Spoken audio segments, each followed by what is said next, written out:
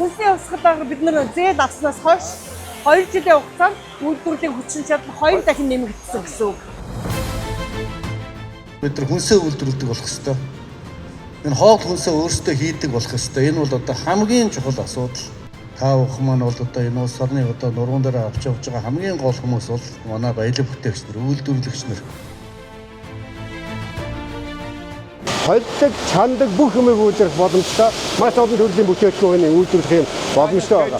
Майонез, кетчуп, соус, нухаш, ерөөсөө юу бол чандаг, хутгалдаг бүх төрлийн бүтээгдэхүүнийг үйлдвэрлэх юм боломжтой юм.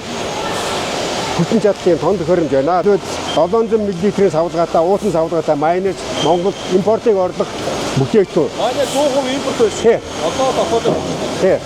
Тэгэхээр одоо бид нэр уусан савлгаанд чийж байна.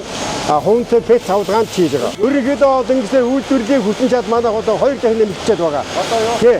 Хүнсний хувьсгалаар бид нэр зээл авснаас хойш 2 жилийн хугацаанд үйлдвэрлэлийн хүчин чадал 2 дахин нэмэгдсэн гэсэн.